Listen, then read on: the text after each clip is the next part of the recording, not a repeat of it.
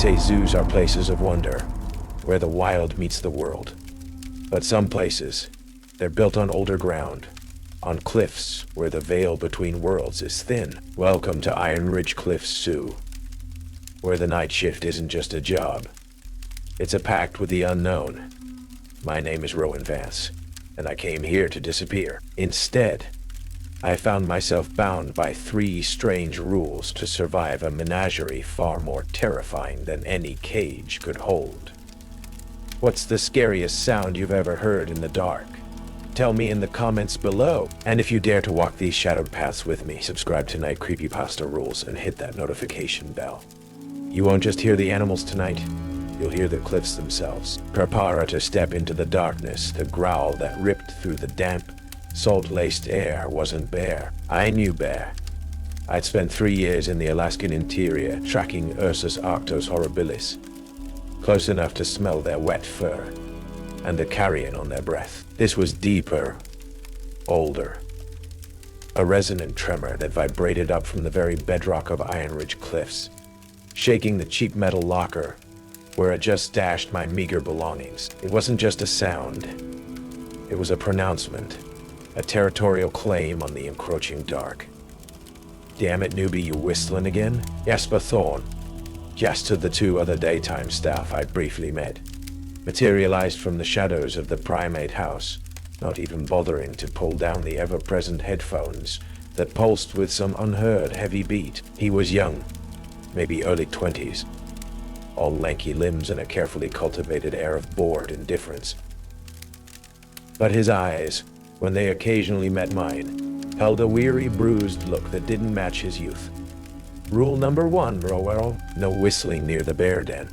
Wakes up something else. Rowan Vance. That was me. Ex-field biologist, current night security schlub at the privately owned, historically weird, and precariously perched Ironridge Cliffs Zoo, a place clinging to the jagged edge of the Oregon coast. Like a stubborn, moss-covered barnacle, I'd taken the job to escape the concerned pity in my old colleague's eyes, escape the whispers about Ilara, my research partner, who'd vanished without a trace in the Amazon, leaving only her tattered field journal and my screaming guilt. Escape the way the jungle sounds at night started to answer back to me in ways they shouldn't have. Ironridge, with its promise of quiet desolation, seemed like the perfect place to lose myself.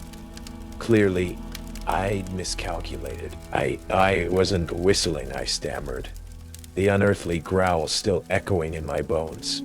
It was just a tune stuck in my head. Jazz just shrugged, the universal gesture of not my problem. Whatever, just don't, not here, not here. He shoved a crumpled typewritten sheet of paper into my hand. The Night Warden's code. Memorize it, live by it, or don't. Your funeral, not mine. He then gestured vaguely towards the main office. Keys are on the hook, rounds every 2 hours. Try not to get eaten. With that, he vanished back towards whatever bolt hole he occupied during the graveyard shift, the faint thud of his music fading into the cacophony of the Pacific wind and the distant, mournful cries of unseen seabirds. The list was short, brutally concise. 3 rules. Don't whistle near the bear den. It wakes something else. If the eagle cage is open, don't close it. It's a trap. If the bat swarm forms your silhouette, don't scream. They'll fly through you. My scientific mind rebelled. This was ludicrous. Superstition. Hazing for the new girl. Yet, that growl. It hadn't been in any zoological textbook I'd ever studied. The air around the bear enclosure. A massive, naturalistic grotto carved into the cliff face still felt charged, heavy, carrying a faint, unfamiliar musk beneath the usual animal smells. Something acrid and ancient, like disturbed earth and cold stone. My first round was an exercise in escalating unease. The zoo, a labyrinth of shadowed pathways and enclosures built into the cliffside, felt vastly different at night. The usual daytime cacophony of chirps, roars, and squawks was replaced by a listening silence, punctuated by rustles in the undergrowth, the snap of unseen twigs, and the constant, unsettling shush of the waves crashing against the rocks far below. The enclosures themselves, many housing nocturnal creatures I'd yet to see, seemed to hold their breath, their occupants watching me from the deep shadows with unseen eyes. And that strange, sweet rot scent, like decaying wildflowers mixed with something metallic, clung to the back of my throat. As I passed the dilapidated administrative building, a light flickered on in one of the upper windows, startling me. Dr. Iris Finch, the zoo's head veterinarian, a woman in her 50s with tired, intelligent eyes and a no-nonsense demeanor, was framed in the doorway a moment later. I'd met her briefly during my orientation. A 5-minute grunt from the daytime manager. "Ames, Vance, is it?" she said, her voice low, a flashlight beam cutting through the gloom. "Late start to your rounds, Dr. Finch." "Just getting my bearings," I replied, trying to sound more confident than I felt. That sound from the bear den earlier." Her expression tightened, almost imperceptibly. "Ironridge has its own vocalizations, Miss Vance, especially at night. This place adheres to older rhythms than ours." She paused, her gaze searching mine. "That list young Jasper gave you, it's not a joke. Some fences here are more than just wire and steel. They're suggestions. Heed them, more than you heed him." Her eyes flickered towards the darkness where Jas had disappeared. With a curt nod, she re-entered the building, the light winking out, leaving me alone again with the wind and a growing sense of profound, unnameable dread.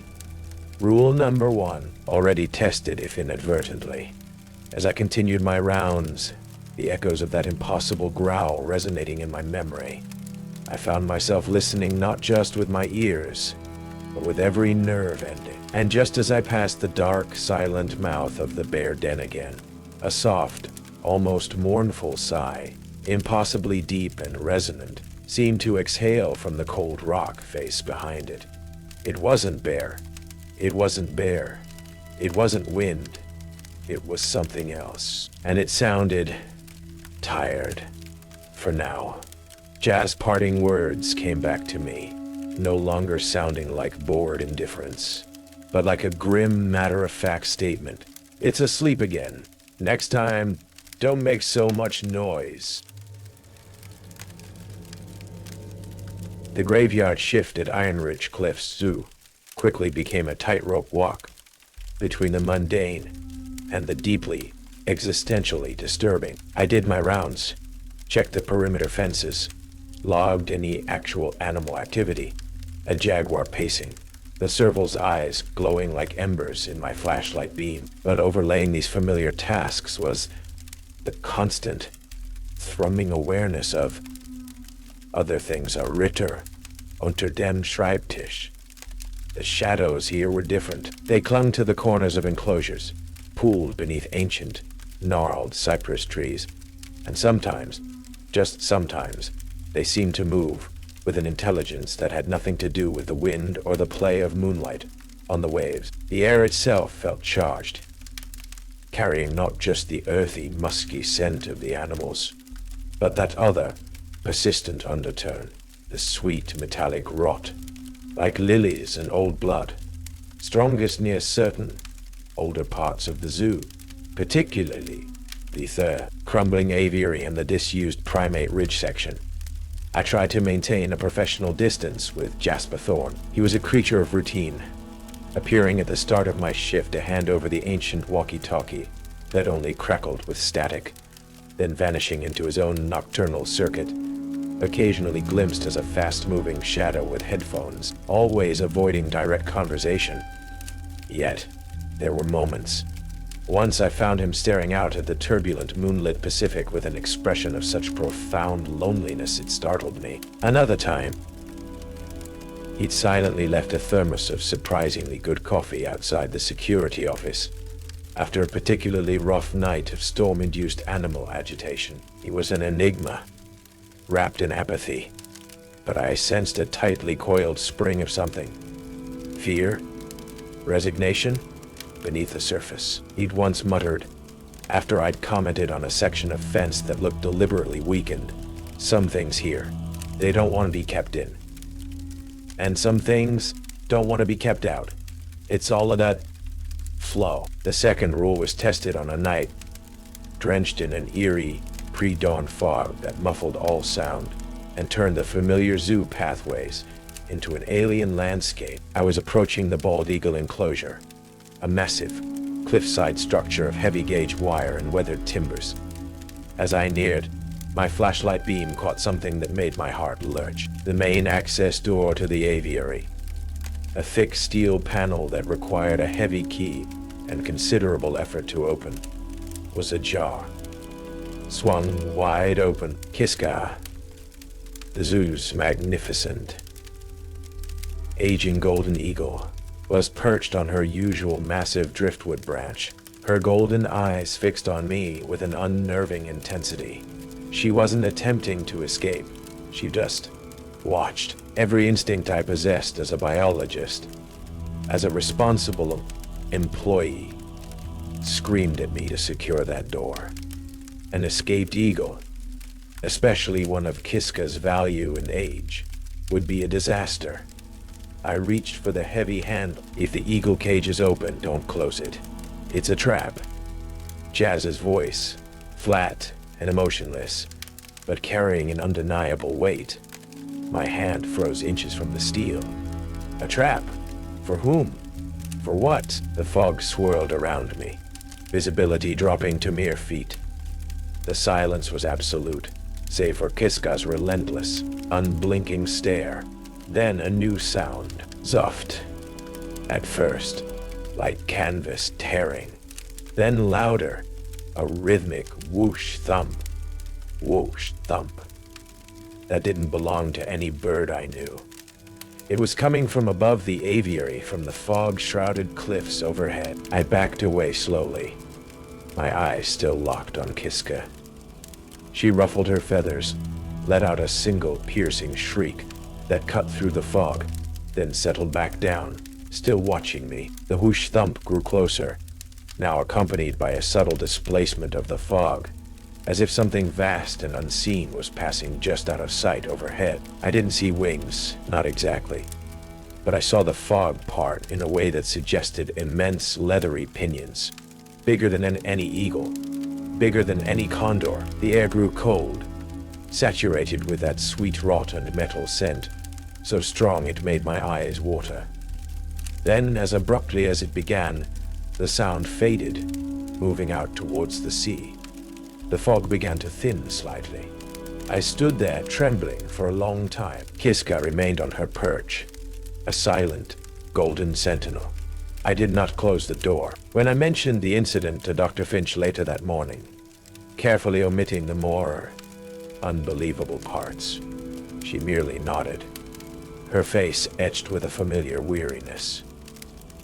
"Kiska is an old soul, Miss Vance. She understands the currents of this place better than most. Sometimes an open door is an invitation, but not always for the one you expect to enter or to leave." She looked out towards the cliffs.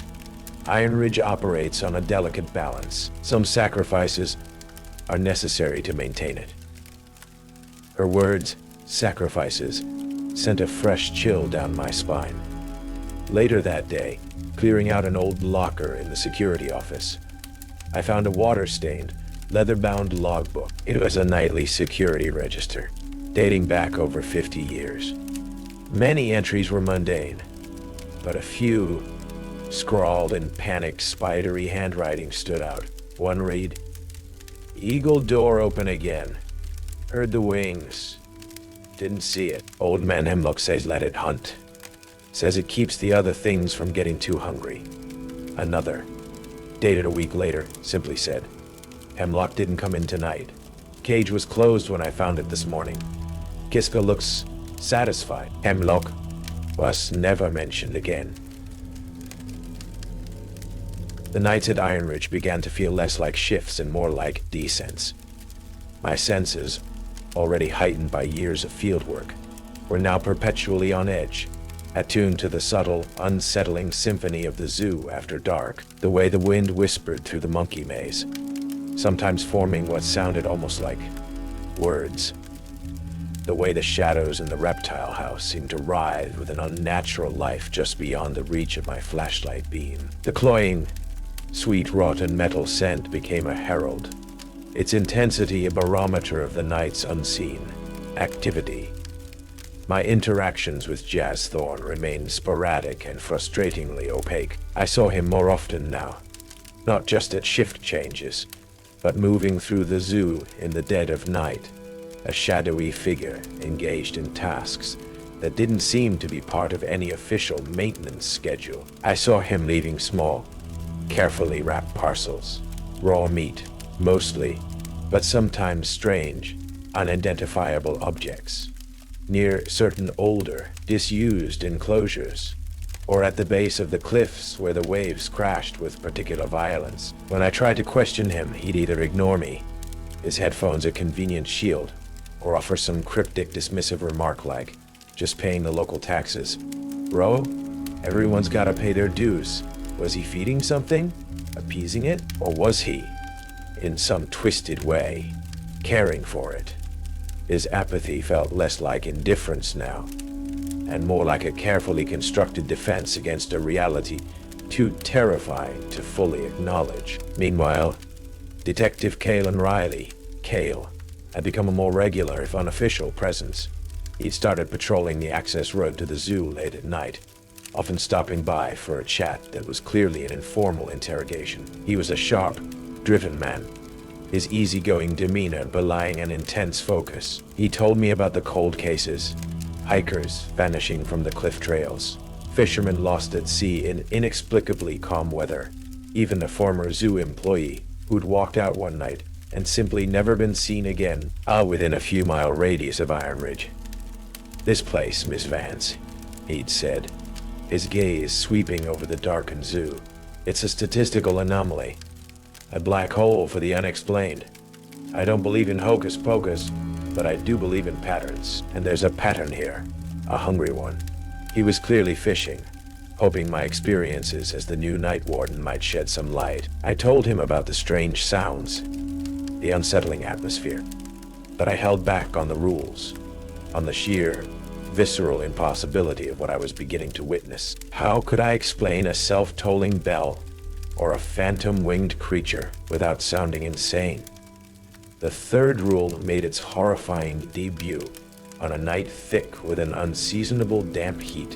The air was still claustrophobic. I was doing my rounds near the extensive naturalistic bat caves, a newer addition to the zoo, when it happened.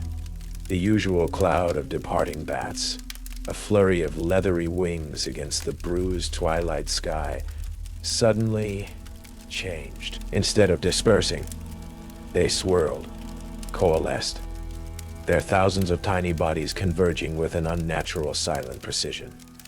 They formed a shape, my shape, a perfect three-dimensional silhouette of Rowan Vance, standing not 20 feet away from me, crafted entirely from a living, breathing, rustling swarm of bats. It was dark against the fading light, its edges constantly shifting, yet unmistakably me. The slight tilt of my head, the way I held my heavy-duty flashlight, even the frayed cuff of my jacket. It had no features, no eyes, but I felt it, my breath caught in my throat.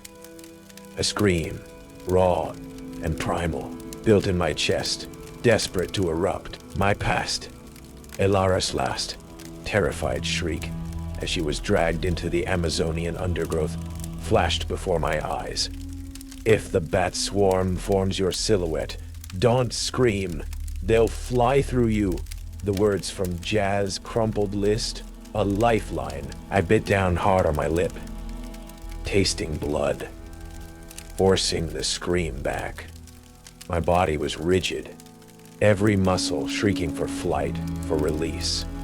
The bat's silhouette remained perfectly still, an unholy doppelganger. I could feel the thrum of thousands of tiny wings, hear the faint, high-pitched chittering, smell the musky, animal scent of them, now mixed with that familiar, sickeningly sweet odor of decay and metal. Then, with a collective sighing rustle that sounded like dry leaves skittering across pavement, it moved. The bat Rowan glided forward, not walking but flowing, directly towards me. I closed my eyes, bracing for, I didn't know what. A wave of icy cold washed over me, through me. Thousands of tiny, leathery bodies, brushing against my skin, through my clothes, through my very being. It wasn't painful, not in a physical sense, but it was an unbearable violation. A feeling of being utterly exposed, dissected, known on a cellular level by something alien and ancient. It lasted an eternity, though it was probably only seconds. When I dared to open my eyes, the bat shape was gone. The bats were dispersing normally into the night sky. I was alone, shaking, drenched in a cold sweat, a profound, soul-deep chill settling into my bones. I felt hollowed out, as if something vital had been examined, catalogued, and perhaps a tiny piece of it taken. I stumbled back to the security office, collapsing into the worn chair. My hands were trembling too much to even make a log entry. Later, as I was numbly making a cup of instant coffee, I noticed something on the dusty floor, near where my bat doppelganger had stood relative to me. A small, tarnished silver locket, intricately carved with what looked like a stylized bat wing. It was not mine. It felt ice cold to the touch. I had the sickening certain feeling that Alara had owned a locket just like it. The Primal Echo, the menagerie's mime. It wasn't just mimicking. It was taking, remembering, and perhaps collecting. The encounter with a bat doppelganger changed everything. The subtle dread that had been my constant companion at Ironridge coalesced into a colder, sharper fear. The Primal Echo, as I'd begun to call the unseen intelligence of this place, wasn't just a passive presence. It was an active, learning, mimicking entity, and it was getting bolder. I started seeing things, not just fleeting shadows, but more defined apparitions.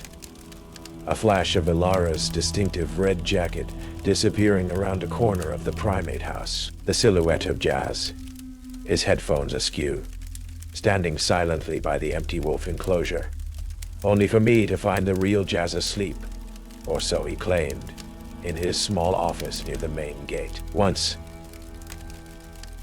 I even saw what looked like myself, a Rowan figure, calmly walking the perimeter fence in the distance, mirroring my own patrol route, before dissolving into the pre-dawn mist. These weren't hallucinations born of exhaustion.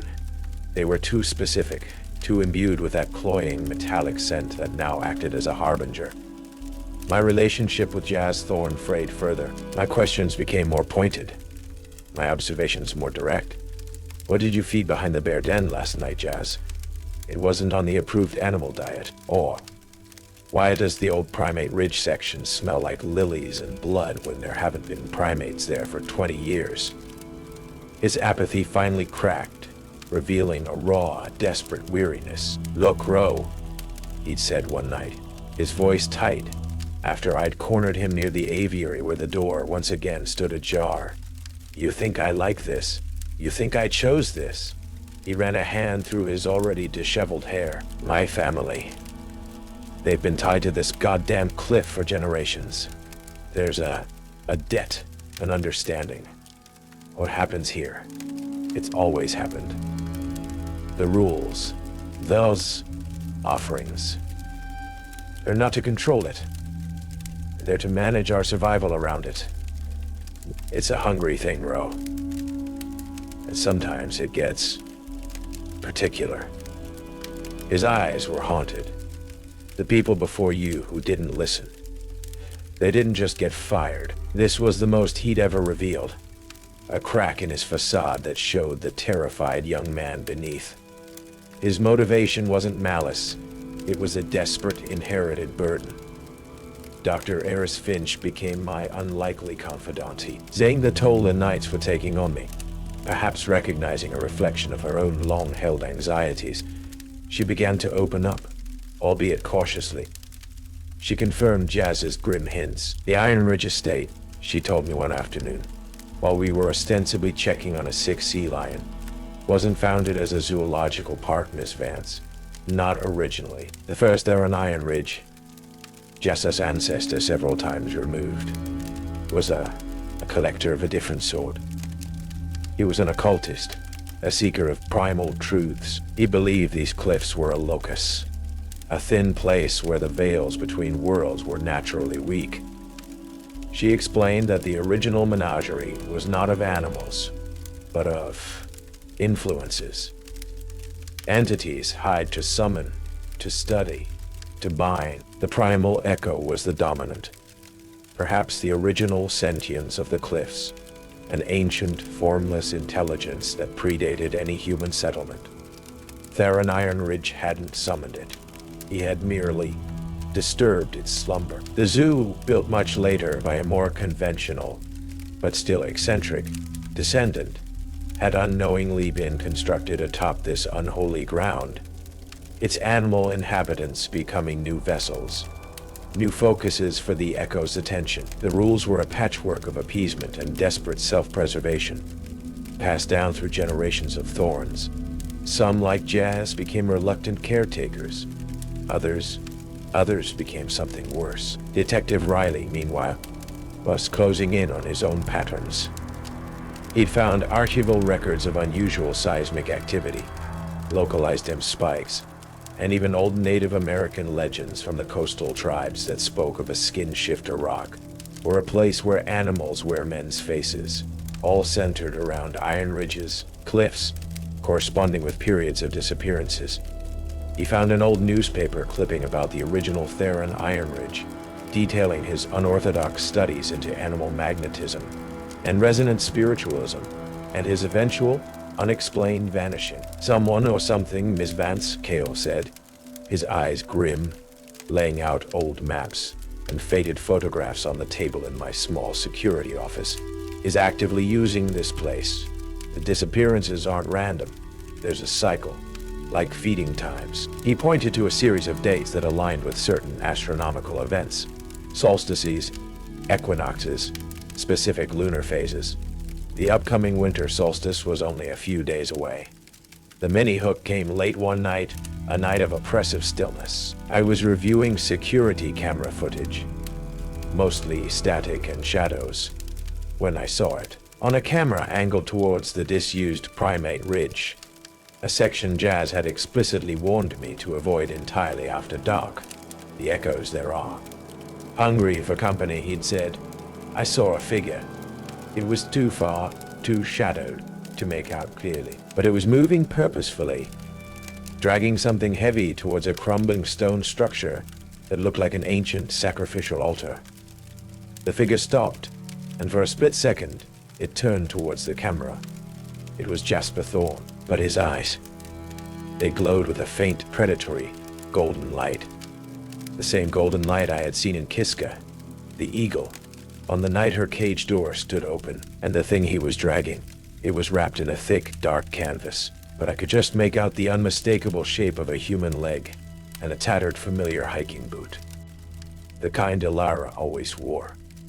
My blood turned to ice. Yes wasn't just a reluctant caretaker. He was a part of it. He was feeding it. And the Primal Echo, the menagerie's mime, was about to receive its most elaborate performance yet. The image on the flickering monitor. Jazz, his eyes aglow with that predatory, avian light, dragging a human-shaped bundle towards the sacrificial-looking altar on Primate Ridge, burned itself into my retinas. Ilara. The boot. It couldn't be, but the sick certainty that clenched my insides told me it was. The Primal Echo wasn't just mimicking. It was being fed, and Jazz Thorne, the apathetic night warden, was its purveyor. The winter solstice, Cale Riley's words about cycles, about feeding times, hammered in my brain. Tonight.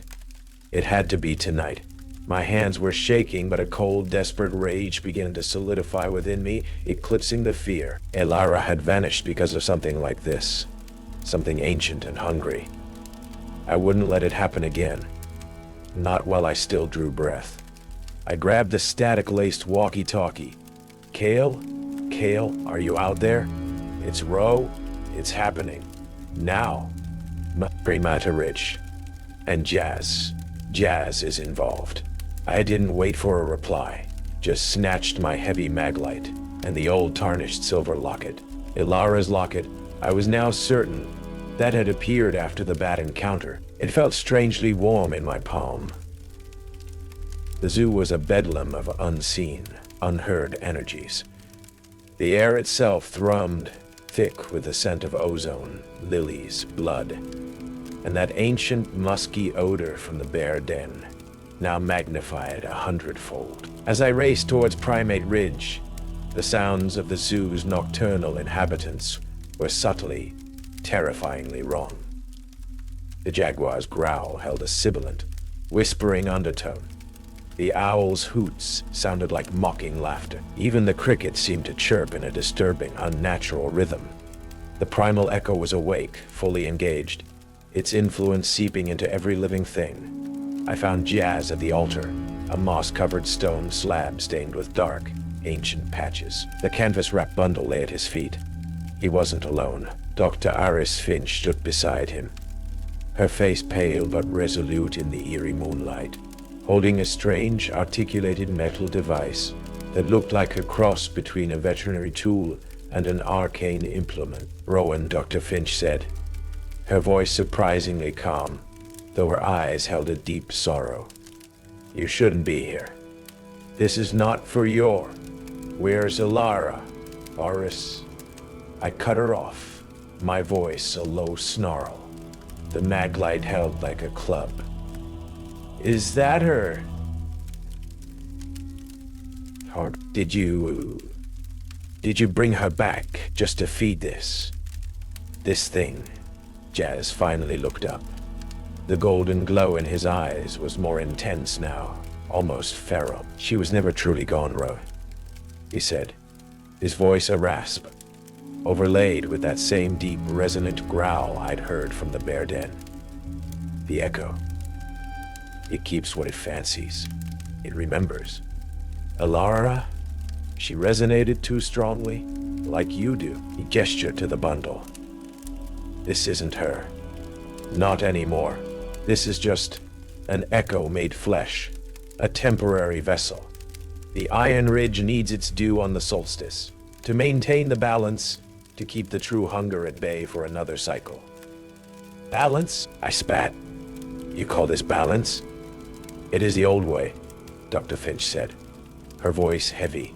The Theron compact, one resonant soul, offered freely or guided to appease the land itself, to keep its deeper, more chaotic appetites from spilling out, from consuming everything.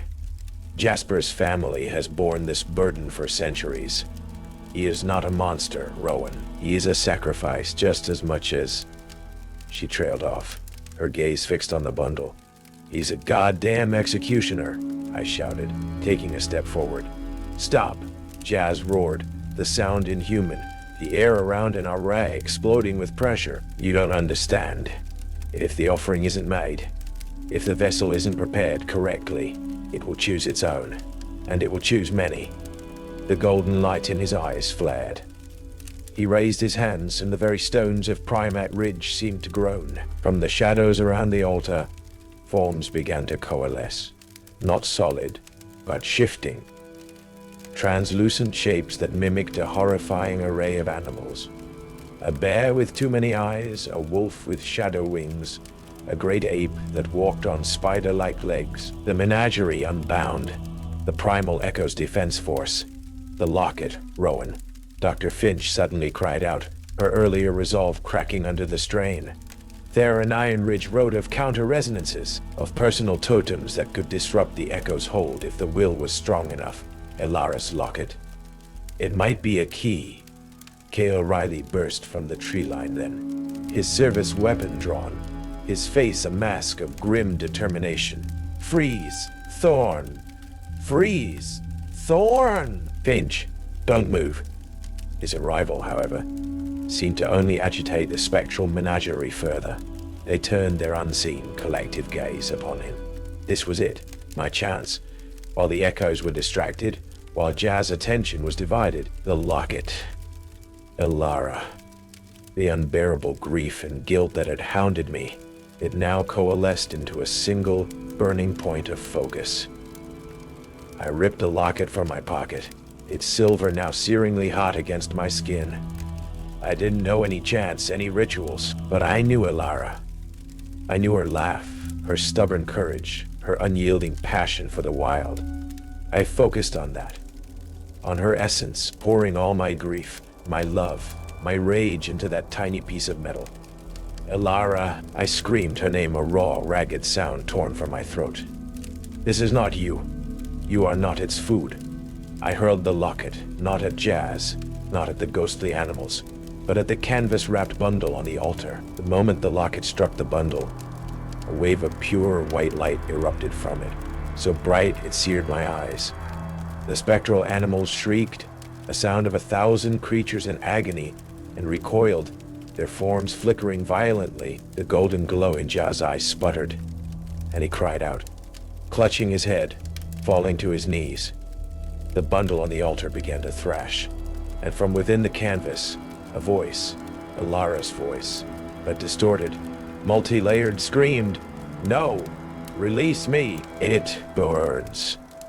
The Primal Echo, its borrowed form, its planned feast, was being rejected from within. Jazz, and look of anguish on his face, seemed to fight an internal battle. Then, with a guttural roar, he lunged towards the thrashing bundle. Not to protect it, but to assist in its unmaking. He grabbed the strange metal device from Dr. Finch and jammed it against the canvas. There was a sound like 1,000 tuning forks striking at once. A deafening, disorienting shriek of pure, untuned energy. The bundle arched, then went limp. The unholy light faded.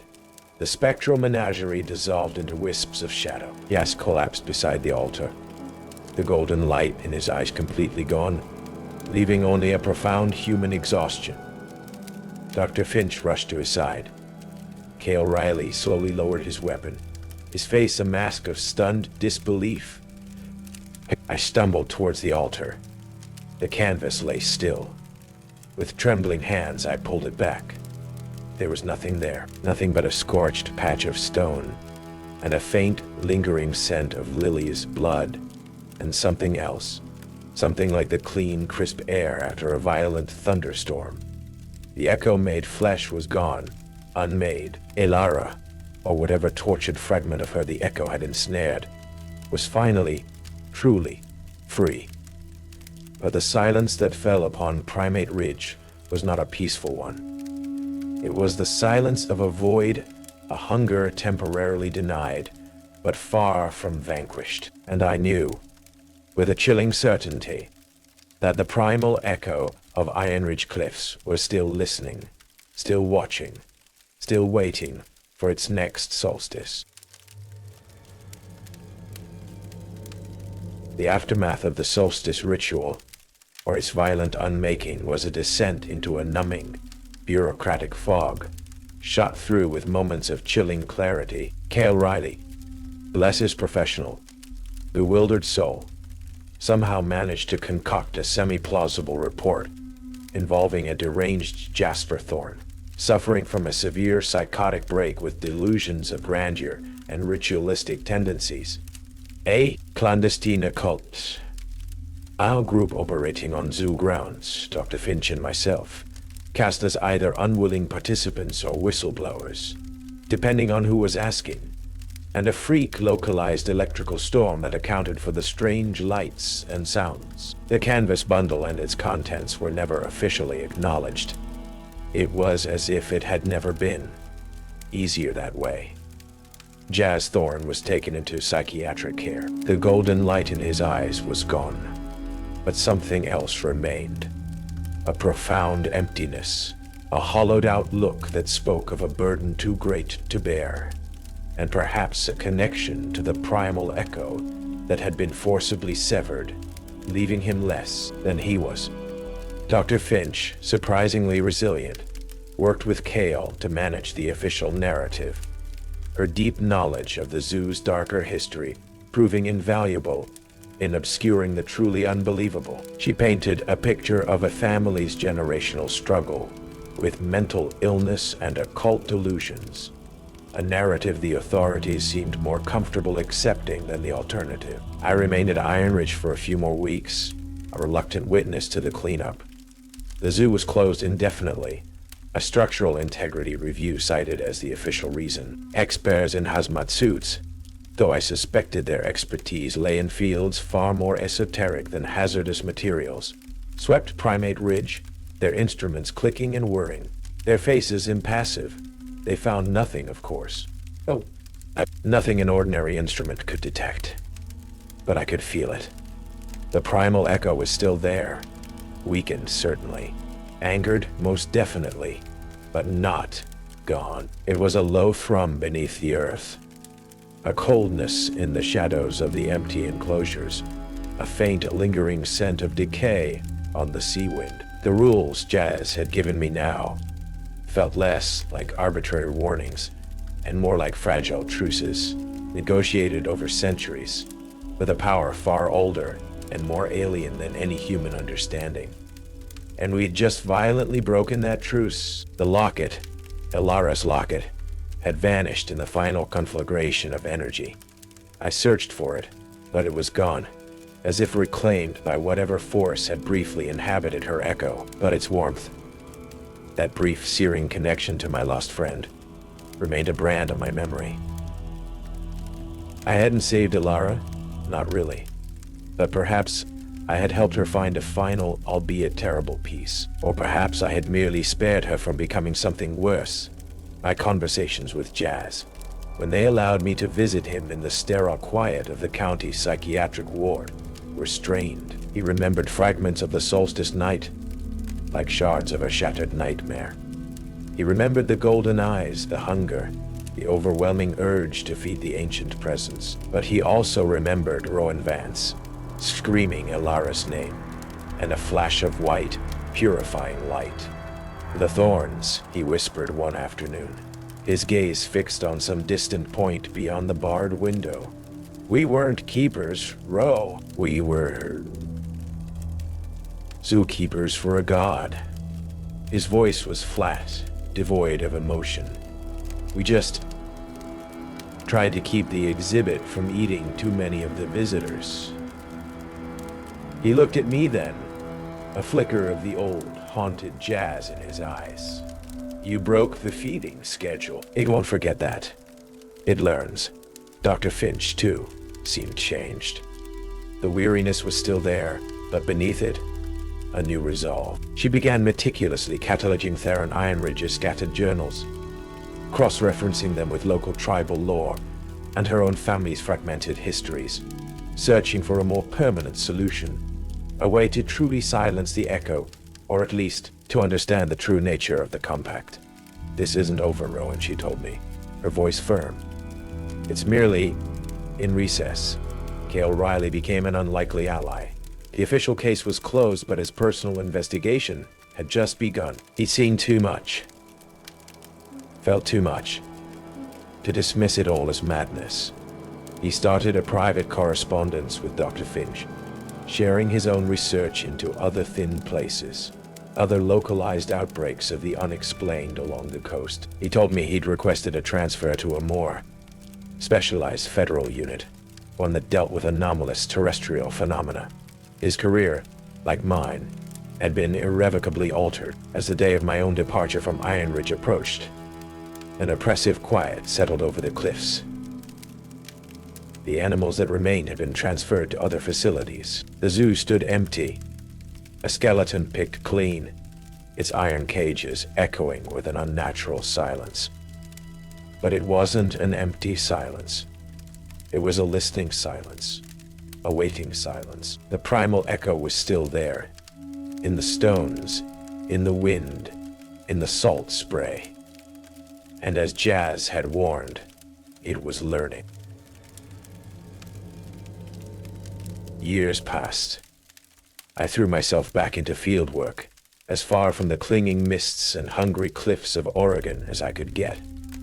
The Amazon, the Congo, the remote plateaus of Tibet. I sought out the most isolated, the most untouched corners of the world, not in search of new species as before, but in search of quiet, a quiet that wasn't listening, a quiet that didn't hunger. But the echoes of Ironridge followed me. In the dead of night, in the deepest jungle, I would sometimes hear a growl that wasn't jaguar, a sigh that wasn't wind. I'd see a familiar, predatory glint in the eyes of a nocturnal creature, or catch a flicker of movement, a shadowy silhouette that was too large, too wrong, for any known animal. The Primal Echo, or things like it. They weren't confined to one cliffside zoo. They were the ancient, unseen menagerie of the world. I never whistled again. Not anywhere. The habit, once an unconscious expression of contentment, was now a trigger for a cold, visceral dread. I found myself meticulously checking locks, even in the most secure locations, and the scent of lilies, or anything remotely smelling of decay mixed with metal, would send me into a paroxysm of anxiety. Elara's memory was no longer just a source of guilt. It was a constant, chilling reminder of what lurked just beyond the veil of the mundane. Dr. Finch and I kept in touch, our correspondence infrequent but intense. She sent me fragments of Theron Ironridge's texts, passages that spoke of the Echo, not as a singular entity, but as a larval god, a consciousness that fed on the raw, chaotic energies of life and fear, slowly evolving, learning to mimic, to integrate, to become. Her fear was that our intervention hadn't stopped it, but had merely forced it into a new phase of its development, a more subtle, more insidious form of predation. Cal Riley, true to his word, had joined that specialized federal unit. His emails, heavily redacted and cryptic, hinted at other Ironridges across the country, other compacts fraying at the edges, other night wardens struggling to uphold impossible rules. He once sent me a satellite image of a remote desert research facility, officially decommissioned, but which pulsed with a faint rhythmic energy signature that made my blood run cold. It attached a single note: they're trying to weaponize the silence road. God help us all. Jazz Thorne remained in psychiatric care.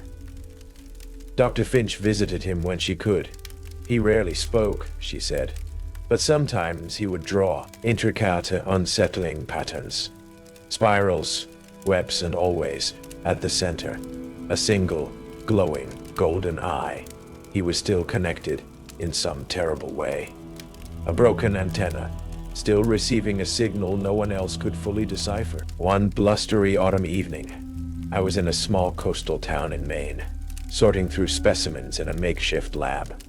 A storm was rolling in, the wind howling, the waves crashing against the granite shore with a familiar, thunderous roar. I was alone, and then I heard it, a low growl from the dark woods behind the cabin. Not bear, not wolf. That deep, resonant Ironridge growl. My heart hammered. I went to the window, and there, at the edge of the tree line, half hidden in the deepening shadows, I saw it. Not clearly. Just a shape, shifting, unformed, but with 2 points of faint, glowing gold that could only be eyes. It was watching me. It had learned. It had followed. Or perhaps it had always been here, everywhere. And I was just now, finally, truly attuned to its frequency. I didn't whistle. I didn't scream. I just stood there, the cold dread a familiar companion now. The wind picked up, rattling the windows, and from somewhere above, a sound like the tearing of vast, leathery wings. The scent of lilies and old blood, faint but unmistakable, drifted on the storm. The menagerie was unbound, and its hunger was eternal. The Primal Echo wasn't just a horror confined to one cliffside zoo. It was a fundamental truth of the world, an unseen predator in the global menagerie. And I, Rowan Vance, was no longer just a biologist. I was, and perhaps always would be, one of its reluctant, forever haunted attendees. The rules of Ironridge were gone, but the terror, the listening silence remained, and it was everywhere. The rules of Ironridge Cliffs Zoo. They're etched not just in stone, but in bone and fear. Rowan Vance learned it the hard way. The Primal Echo is still out there, listening, learning, mimicking, and the hunger, it never truly goes away. It never truly goes away. This story is far from over. If you think you know what's lurking in those shadows, believe me, the true depths of this darkness are yet to be revealed. The upcoming chapters hold twists that will leave you questioning everything you thought you knew. What do you make of the Night Warden's code? What is the Primal Echo? Let me know your theories in the comments. And if you survived this first shift, if the cliffs haven't claimed you yet, then join the Night Creepypasta Rules community. Subscribe, because the zoo is closed, but the menagerie is unbound, and it's always watching.